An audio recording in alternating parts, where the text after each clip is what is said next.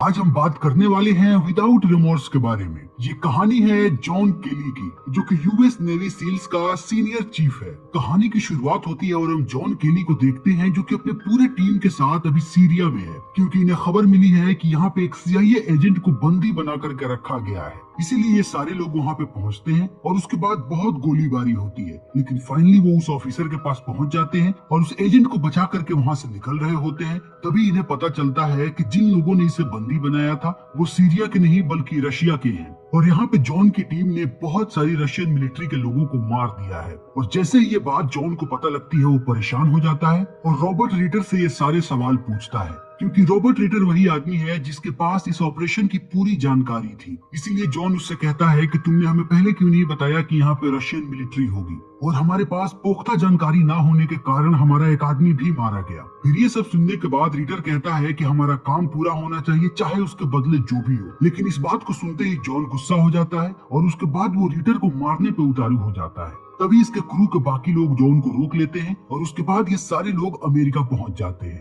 और समय ऐसे ही बीतते जाता है और हमारे सामने आता है 3 महीने बाद का दृश्य, और हम जॉन का घर देखते हैं। और इसके घर में इसके अलावा इसकी पत्नी है जिसका नाम है पैम, और पैम अभी प्रेग्नेंट है और थोड़े वक्त के बाद वो एक बेटी को जन्म देने वाली है। इसलिए जॉन बहुत ही खुश है और उसके घर पे एक छोटी सी पार्टी चल रही है। और थोड़े ही समय के बाद जॉन नेवी सील को भी छोड़ने वाला है। और तभी हमें एक और दृश्य देखने को मिलता है और हम नेवी सील्स के एक और एजेंट को देखते हैं, और ये एजेंट भी सीरिया के ऑपरेशन में मौजूद था। और जैसे ही ये आदमी अपने घर से निकलता है, एक गाड़ी इसे कुचल के चली जाती है। और फिर उसके बाद हम एक और एजेंट को देखते हैं जिसे दिन दहाड़े सड़क पे गोली मार दी जाती है, और ये आदमी भी सीरिया के ऑपरेशन में शामिल था। और उसके बाद हम फिर से जॉन और उसकी पत्नी को देखते हैं, और जॉन यहाँ पे अपनी पत्नी से कुछ प्यार भरी बातें करता है, अपने पत्नी और अपने होने वाली बेटी के बारे में। और जॉन के चेहरे को देख के लगता है कि उसकी पत्नी और उसकी बेटी से बड़ा उसके लिए दुनिया में और कुछ भी नहीं। फिर अपनी पत्नी को सुलाने के बाद जॉन नीचे चला जाता है और म्यूजिक सुनने लगता है। उसी वक्त हम कुछ लोगों को देखते हैं जो कि जॉन के घर की बिजली काट देते हैं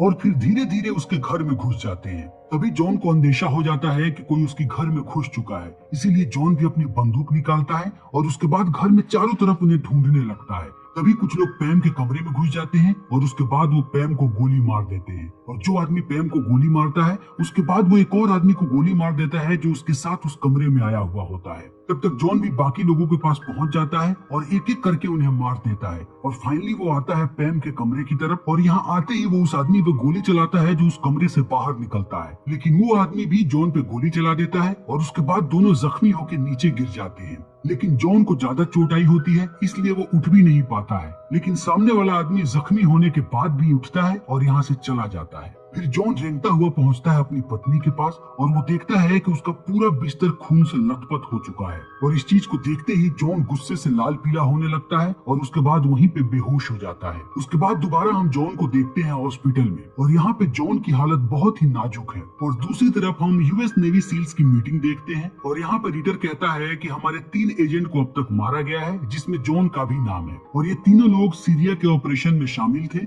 और जितने लोगों की डेड बॉडी हमें जॉन के घर से मिली है वो सारे लोग रशियन थे, यानी कि वो सब बदला लेना चाहते हैं। इसीलिए वो सारे लोगों को एक एक करके मार रहे हैं। और जब ये सारी बातें बता करके रीटर यहाँ से जा रहा होता है, तभी उसके पास कैरेन जाती है। कैरेन भी सीरिया के ऑपरेशन में शामिल थी और वो जॉन की बहुत ही अच्छी दोस्त है। इसीलिए वो रीटर से कहती है कि अभी के अभी मुझे सारी बात बताओ कि आखिर यहाँ पे चल क्या रहा है। और रीटर कहता है कि जो कुछ चल रहा है मैंने सब कुछ बता दिया। तब कैरेन उस पर और भी गुस्सा हो जाती है और कहती है कि तुम्हें हर बार पता होता है लेकिन तुम कुछ नहीं बताते। तुम्हें सीरिया में भी पता था कि वहाँ पर रशियन मिलिट्री होगी, लेकिन तुमने हमें नहीं बताया। और इस बात भी मुझे लगता है कि तुम्हें कुछ पता है लेकिन तुम नहीं बता रहे। लेकिन फिर भी रीटर यहाँ पे कैरेन को कुछ नहीं बताता और यहाँ से चला जाता है। फिर कैरेन पहुँचती है जॉन के पास, क्योंकि जॉन को होश आ चुका है। और होश में आते ही पहला सवाल जॉन पूछता है कि उसकी पत्नी कैसी है। तब कैरेन कहती है कि वो मर चुकी है। फिर जॉन धीरे धीरे टूटने लगता है और हम उसकी आंखों में आंसू देखते हैं। और फिर जॉन कहता है कि पता चला कि ये सब किसने किया है, और कैरेन कहती है नहीं। तब जॉन बताता है कि जब मैं उस कमरे में पहुंचा तो वहाँ पे एक आदमी पहले से मरा हुआ था, और जिस आदमी ने मुझे गोली मारा वो वहाँ से भाग गया, और मुझे लगता है कि वो अभी तक जिंदा है। इसलिए मुझे जानना है कि वो कौन है, बस मुझे उसका नाम बता दो। तब कैरेन कहती है कि मुझे उसका नाम नहीं पता, लेकिन अगर मुझे पता भी होता फिर भी मैं तुम्हें नहीं बताती। और इतना कहने के साथ कैरेन यहाँ से चली जाती है। और जब वो अपने ऑफिस में बैठी होती है तभी उसके पास आते हैं सेक्रेटरी क्ले, और वो यहाँ पे केरन से जॉन के बारे में कुछ चीजें पूछते हैं और उसे CIA के हेडक्वार्टर में आने के लिए कहते हैं। और जब केरन वहाँ पे पहुँचती है तो देखती है कि यहाँ पे क्ले के साथ रीटर भी बैठा हुआ है और रीटर यहाँ पे उन सारे लोगों की जानकारी लेकर के आया है जिनकी डेड बॉडी मिली थी जॉन के घर पे। और रीटर बताता है कि ये सारे लोग रशियन थे और उसके साथ साथ वो उस आदमी का नाम भी बताता है जिस आदमी ने इन्हें अमेरिका भेजा था। और इतना कहने के बाद वो क्ले से कहता है कि मुझे लगता है कि हमें इस केस को यहीं पे बंद कर देना चाहिए। और ये सारी बातें सुनते ही केरन पहुंचती है जॉन के पास और जॉन को उन सारे लोगों की डिटेल्स देती है। तब जॉन कहता है कि ये तो सिर्फ 3 लोगों की डिटेल्स है, वो चौथा आदमी कहाँ है जो वहाँ से भाग गया था। और केरन कहती है कि उस आदमी के बारे में हमें कुछ भी नहीं पता, लेकिन हमें उस आदमी के बारे में पता है जिसने इन लोगों को अमेरिका भेजा था। और ये सुनते ही जॉन कहता है कि क्या किसी ने उस आदमी से बात की?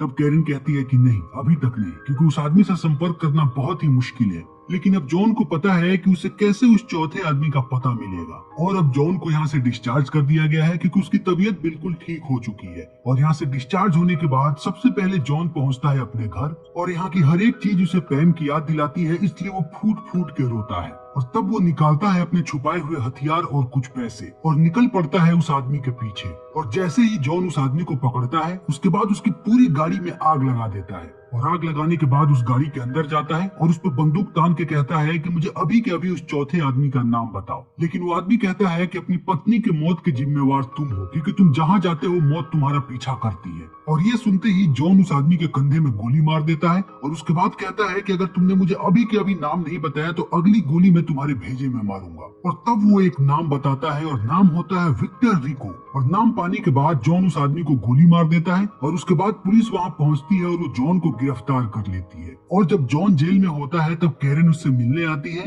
और कहती है कि तुमने बहुत ही गलत रास्ता इख्तियार किया है और शायद वो लोग कहीं इस जेल तक ना पहुंच जाए। तब जॉन बताता है कि वो लोग कभी भी इस जेल तक पहुंच सकते हैं, लेकिन जॉन के पास कुछ ऐसी जानकारी है जिसकी मदद से वो लोग इस केस को सोल्व कर सकते हैं। और अगर CIA को ये जानकारी चाहिए तो पहले उसे जॉन को जेल से छुड़ाना पड़ेगा। और ये सब बताने के बाद जॉन वापस अपने सेल में चला जाता है। तभी उसे कुछ रशियन लोगों की बातें सुनाई पड़ती है और तभी एक आदमी आता है और वो जॉन को बाहर आने के लिए कहता है। लेकिन जॉन समझ जाता है कि यहाँ पे जरूर कोई ना कोई खतरा है, इसलिए वो बाहर नहीं आता और अपने आप को तैयार कर लेता है। तभी जेल के बहुत सारे सिक्योरिटी गार्ड अंदर आते हैं और उसके बाद जॉन उन पे हमला कर देता है और बारी बारी से सबको पीटने लगता है। और अंत में एक गार्ड को पकड़ लेता है और कहता है कि अगर सारे लोग बाहर नहीं गए तो वो इसे मार देगा। फिर सारे लोग बाहर चले जाते हैं। तभी एक आदमी आता है और वो जॉन को एक फोन देता है और कहता है कि कोई तुमसे बात करना चाहता है। और जब जॉन फोन उठाता है तो कैरन उसे कहती है कि हमने तुम्हें छुड़ाने की पूरी प्लानिंग कर ली है, अब और कुछ गड़बड़ मत करना, हम तुम्हें यहाँ से निकाल रहे हैं। और उसके बाद जॉन पहुँचता है क्ले के ऑफिस में जहाँ पर रीटर और कैरन भी होते हैं और सारे लोग इससे कहते हैं कि तुम्हारे पास क्या इन्फॉर्मेशन है हमें बताओ। तब ये उस आदमी का नाम बताता है और कहता है कि जो चौथा आदमी था उसका नाम है विक्टर रेकॉन। और ये नाम सुनते ही पहले रीडर कहता है कि यह आदमी मर चुका है और इसलिए इन्हें लगता है कि किसी ने इसे गलत नाम बताया है। तब ये सारे लोग उसे तस्वीर दिखाते हैं और तस्वीर दिखाने के बाद जब जॉन तस्वीर पहचान लेता है तब इन्हें विश्वास हो जाता है कि विक्टर अभी भी जिंदा है। और तब रीडर बताता है कि विक्टर कितना खतरनाक आदमी है और उसने बहुत छोटी सी उम्र के लिए अमेरिका में रह के रशिया के लिए काम किया है। तब ये लोग उसे पकड़ने की प्लानिंग करने लगते हैं और इन सारी चीजों को देख के जॉन कहता है कि मैं इस टीम को लीड करना चाहता हूँ और मैं भी इस मिशन पे जाना चाहता हूँ। तब शुरू में लोग नहीं मानते, लेकिन एक वक्त ऐसा आता है जब वो मान जाते हैं और फिर सारे लोग रशिया के लिए निकल पड़ते हैं। लेकिन जैसे ही इनका प्लेन रशिया में दाखिल होता है इनके प्लेन पे कोई हमला कर देता है और फिर प्लेन पानी में गिर जाता है और सारे लोग डूबने लगते हैं। फिर धीरे धीरे करके सब बाहर निकल जाते हैं, लेकिन जॉन पानी के अंदर ही होता है क्योंकि उसे सारा असला बारूद निकालना है। और फिर बहुत मुश्किलों के बाद वो बाहर निकलता है और सारे सामान को भी निकाल लेता है। और जब सारे लोग एक जगह इकट्ठा होते हैं तो इसी बारे में बात करते हैं कि उन्हें लग रहा है कि उन पे हमला रीडर ने करवाया है और इसीलिए वो उनके साथ इस प्लेन में नहीं आया, क्योंकि रीडर भी रशिया आ चुका है लेकिन वो उनके साथ प्लेन में नहीं आया। और रीडर ने CIA को एक केस बंद करने के लिए भी कहा था, इसीलिए सबको इस बात पे शक होता है कि रीडर ने ही उनके साथ फिर से गद्दारी की है। और अब सारे लोग पहुंचते हैं रीडर के पास तो वो देखते हैं कि उसके पास ऑलरेडी बहुत सारे लोग हैं और वो उनसे कुछ पैसों का लेन देन कर रहा है, जिसे देखने के बाद सारे लोग और भी ज्यादा भड़क जाते हैं और जॉन उसको फिर से मारने पे उतारू हो जाता है। तब रीडर कहता है कि मुझे लगा कि तुम लोग मर चुके हो इसीलिए मैं इन सब की मदद लेकर के विक्टर का पता लगा रहा था। और यहाँ के बाकी लोग भी इस बात की पुष्टि करते हैं कि वो यहाँ पे विक्टर की खबर देने आए हैं। और ये सारी बातें सुनने के बाद जॉन रिटर को छोड़ देता है और उसके बाद कहता है कि बताओ अगला प्लान क्या है। और अगले दिन रिटर सबको लेके पहुंचता है उस जगह पे जहाँ उन्हें विक्टर मिलने वाला है। और जब जॉन वहाँ पहुंचता है तो अपने ग्रुप को छोड़ के चुपचाप आगे निकल जाता है और एक दरवाजे को बंद कर देता है ताकि बाकी लोग उसका पीछा ना कर सके, क्योंकि इन्हें प्रोटोकॉल मिला है कि इन्हें विक्टर को जिंदा पकड़ के लाना है। लेकिन जॉन उससे बदला लेना चाहता है और उसको मारना चाहता है। और फिर जॉन जैसे ही विक्टर के पास जाता है, विक्टर को पहले से पता था कि यहाँ पे जॉन आने वाला है। इसीलिए विक्टर जॉन से कहता है कि मैंने तुम्हारी पत्नी को नहीं मारा, बल्कि मुझे बोला गया था उसे मारने के लिए,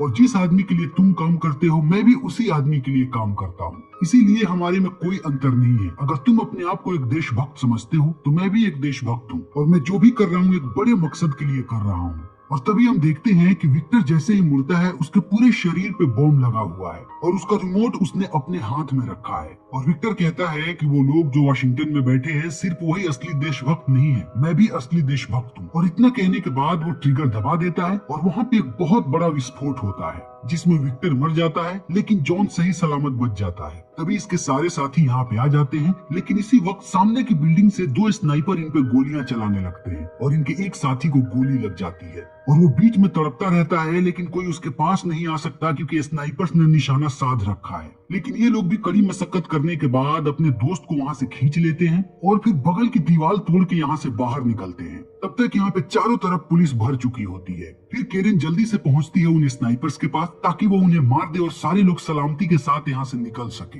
लेकिन केरिन जैसे ही उस स्नाइपर पे गोली चलाने वाली होती है तभी उसका बंदूक जाम हो जाता है और फिर केरिन और उस स्नाइपर के बीच लड़ाई होती है, लेकिन अंततः केरिन उस स्नाइपर को अपने चाकू से मार देती है। तब तक वहाँ पे जॉन भी पहुंच जाता है केरिन की मदद के लिए। फिर सारे लोग यहाँ से बाहर निकलने की कोशिश करते हैं, लेकिन यहाँ पे चारों तरफ पुलिस वाले भर चुके हैं, इसलिए यहाँ से निकलना बहुत ही मुश्किल है। और ये सब देखने के बाद जॉन कहता है कि मैं जानता हूँ यहाँ से कैसे निकलना है। मैं जाता हूँ छत पे और मैं सारे पुलिस वालों को यहाँ से भटकाने की कोशिश करूंगा, तब तक तुम लोग यहाँ से निकल जाना। लेकिन ये बात सुनने के बाद केरिन कहती है कि हम तुम्हें छोड़ के नहीं जाएंगे। फिर जॉन कहता है कि मैं सबकी सलामती चाहता हूँ और अगर तुम भी सबको बचाना चाहती हो तो ऐसा करो जैसा मैं कहता हूँ। और इतना कहने के बाद जॉन छत पे चला जाता है और सारे पुलिस वालों पे बम फेंकने लगता है, जिससे सबका ध्यान छत की तरफ आ जाता है और सारे पुलिस वाले छत पे आने लगते हैं। उसी बीच केरिन सबको एक वैन में बैठाती है और उसके बाद यहाँ से लेके निकल जाती है। और जब केरिन यहाँ से चली जाती है तभी हम देखते हैं कि छत पे बहुत सारे पुलिस वाले आ गए हैं और वो जॉन पे गोलियां बरसा रहे हैं।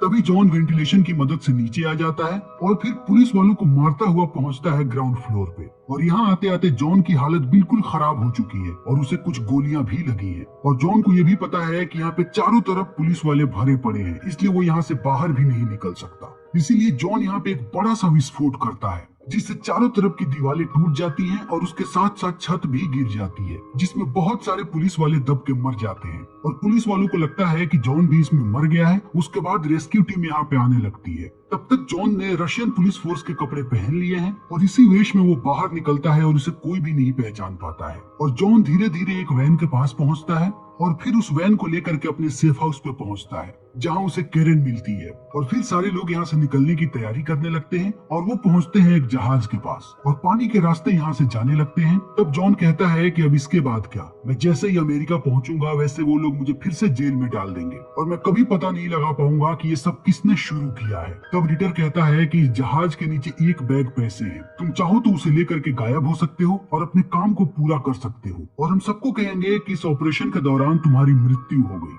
और ये सब सुनने के बाद जॉन भी इस बात के लिए मान जाता है और फिर समय ऐसे ही बीतते जाता है और एक दिन जॉन पहुंचता है क्ले के पास और जॉन को देखने के बाद क्ले बहुत सरप्राइज होता है और कहता है कि तुम अभी भी जिंदा हो। तब जॉन कहता है कि हाँ, मैं खुफिया तौर पे काम कर रहा था। और फिर जॉन कहता है कि पता है, अपने ही सरकार के कुछ लोगों ने मेरी पत्नी को मरवाया और उसके साथ साथ उन सारे लोगों को मरवाया जो कि रशिया के ऑपरेशन में शामिल थे। और इस बात को सुनने के बाद क्ले कुछ ज्यादा रिएक्ट नहीं करता और इस चीज को देखने के बाद जॉन क्ले का गला पकड़ लेता है और कहता है कि मुझे पता था कि इन सब में तुम शामिल हो। और क्ले कहता है कि नहीं। तब जॉन कहता है कि अगर तुम शामिल नहीं थे तब फिर तुम चौंके क्यों नहीं? अगर इस चीज को तुमने पहली बार सुना होता तो तुम जरूर चौंकते। और इतना कहने के बाद वो क्ले को बेहोश कर देता है और फिर हम देखते हैं कि वो उसे अपनी गाड़ी में लेकर के कहीं जा रहा है। और फिर जैसे ही क्ले को होश आता है फिर जॉन उससे कहता है कि मुझे अभी के अभी सब कुछ सच बताओ। और जब क्ले कुछ नहीं बताता तब जॉन कहता है कि तुम्हें पता है हम कहाँ जा रहे हैं? और जॉन क्ले के फार्म हाउस का एड्रेस बताता है और कहता है कि मैं वहाँ जाऊंगा,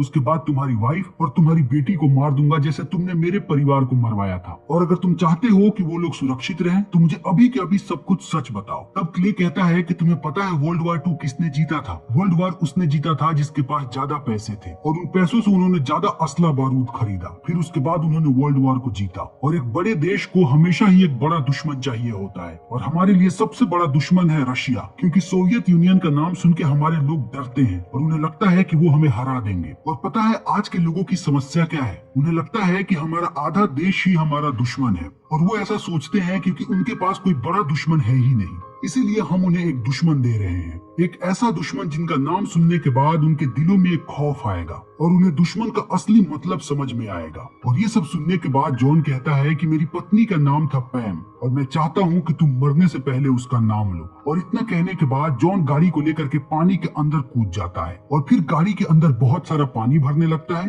और उस समय क्ले पैम का नाम लेता है और फिर जॉन उसको मरता हुआ वैसे ही देखता है और पानी में घुट घुट के क्ले मर जाता है। और उसके थोड़े समय के बाद हम देखते हैं कि जॉन का फ्यूनरल हो रहा है और फ्यूनरल के बाद जब केरेन अपनी गाड़ी में आती है तो हमें जॉन वहीं पे दिखाई देता है, यानी कि जॉन ऐसे ही काम करने वाला है और वो पूरी दुनिया के लिए मर चुका है। और फिर हम देखते हैं कि रिटर उस रिकॉर्डिंग को लाकर के CIA को देता है जिसमें क्ले ने अपने सारे गुनाहों को कबूल किया था और इसलिए क्ले का भी पर्दाफाश हो जाता है। और ये करने के बाद रिटर CIA वालों से सिर्फ एक ही हेल्प मांगता है कि वो जॉन को नया आइडेंटिटी और पासपोर्ट दे। उसके बाद जॉन केरेन को बाय बोलता है और अपने नए आइडेंटिटी के साथ इस देश को छोड़ देता है। और ऐसे ही समय बीतते जाता है और कुछ वक्त के बाद जॉन फिर से वॉशिंगटन वापस आता है और रिटर से मिलने के बाद कहता है कि मैं एक नया टीम बनाने का सोच रहा हूँ जिसमें बहुत सारे देशों से एजेंट्स को शामिल किया जाएगा। और ये सुनने के बाद रिटर कहता है और इस टीम को लीड कौन करेगा? तब जॉन कहता है कि मैं। और उसके बाद ये फिल्म यहीं पे खत्म हो जाती है। तो दोस्तों आज की हमारी ये वीडियो यहीं पे खत्म होती है। उम्मीद है कि आपको हमारी ये वीडियो पसंद आई होगी। अगर आपको हमारी ये वीडियो पसंद आई हो तो इसे लाइक करें, शेयर करें और चैनल को सब्सक्राइब करें। Thank you.